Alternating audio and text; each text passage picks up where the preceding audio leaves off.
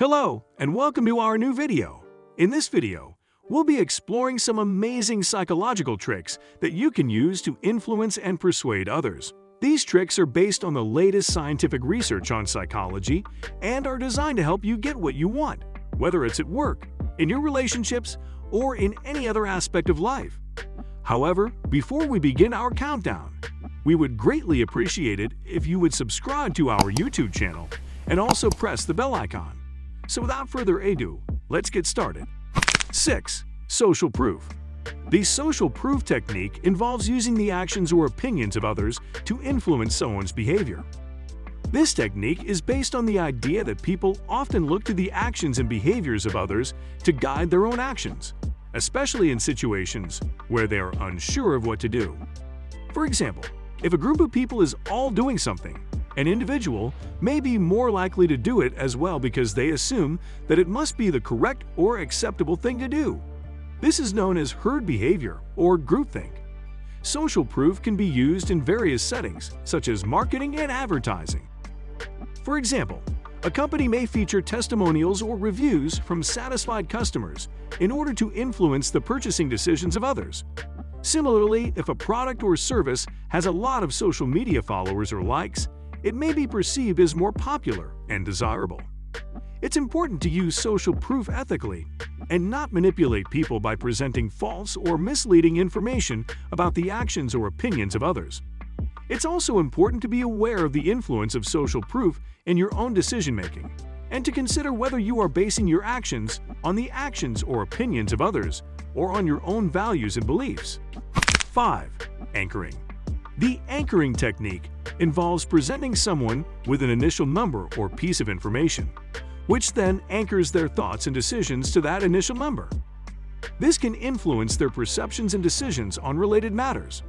For example, if you are negotiating a salary with an employer and they present you with an initial offer that is lower than what you were expecting, you may be anchored to that lower number and be more likely to accept a lower salary than you might have otherwise.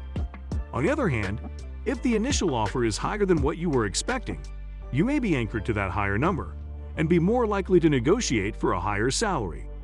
Anchoring can also be used in marketing and sales, as people may be more likely to make a purchase if they are presented with a higher initial price that is then discounted.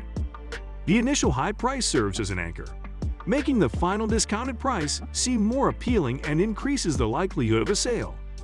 It's important to be aware of anchoring in your own thinking and decision-making, as it can impact your perceptions and judgment. It can be helpful to consider multiple sources of information and to try to avoid being overly influenced by the first piece of information you encounter. 4. Scarcity.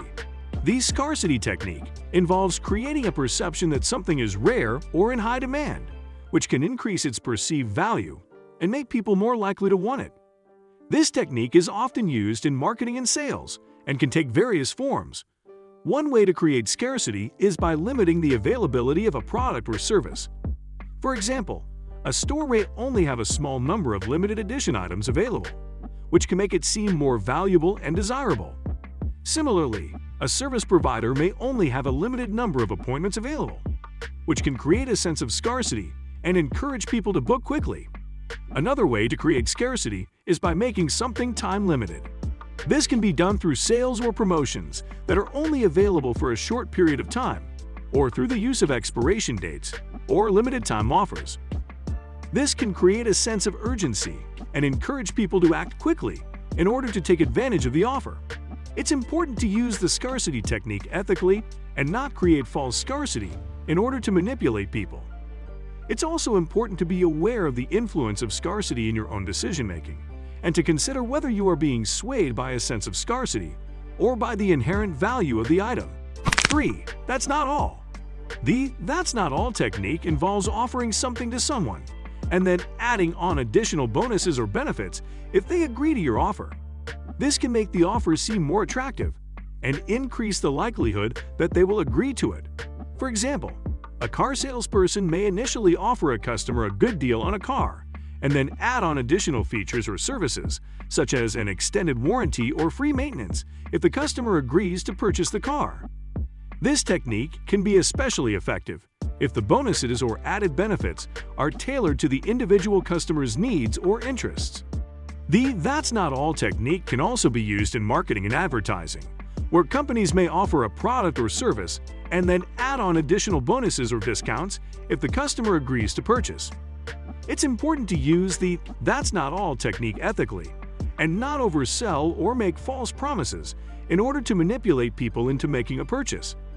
It's also important to be aware of this technique and to consider whether an offer is truly the best option, rather than being swayed by additional bonuses or benefits that may not have inherent value. 2. Door in the face. The door in the face technique involves making a large request of a person, which they are likely to refuse. Once they have refused, you can then make a smaller request, which they will be more likely to agree to because it seems more reasonable in comparison to the initial large request. For example, a charity might ask someone to donate a large sum of money to their organization, knowing that the person is likely to refuse. They could then follow up with a smaller request, such as asking the person to donate a smaller amount of money or to volunteer their time. The smaller request may seem more reasonable and achievable in comparison to the initial large request, and the person may be more likely to agree to it. The door-in-the-face technique can be effective because it plays on the principle of reciprocity, where people feel a sense of obligation to do something for someone who has done something for them. By making a large request and then following it up with a smaller request, the person may feel a sense of obligation to agree to the smaller request in order to repay the initial request. 1. Foot in the door. The foot in the door technique involves making a small request of a person, which they are likely to agree to. Once they have agreed, you can then make a larger request, which they will be more likely to agree to because they have already committed to helping you. For example, a charity might ask someone to sign a petition supporting a cause. Knowing that the person is likely to agree to a small request like this, they could then follow up with a larger request, such as asking the person to donate money or volunteer their time. Because the person has already agreed to the small request, they may feel a sense of commitment to the cause and be more likely to agree to the larger request. The foot in the door technique can be effective because it plays on the principle of consistency, where people want to be consistent with their actions and behaviors. By agreeing to the small request, the person may feel a need to be consistent with their previous action and agree to the larger request as well. That's it for today. We hope you found our video interesting. If you did, please give it a big thumbs up and share it with others. Also, if you haven't already, please consider subscribing to our channel. Don't forget to turn on the notification bell so you don't miss any of our new uploads. In the end, thanks for watching, and we'll see you next time.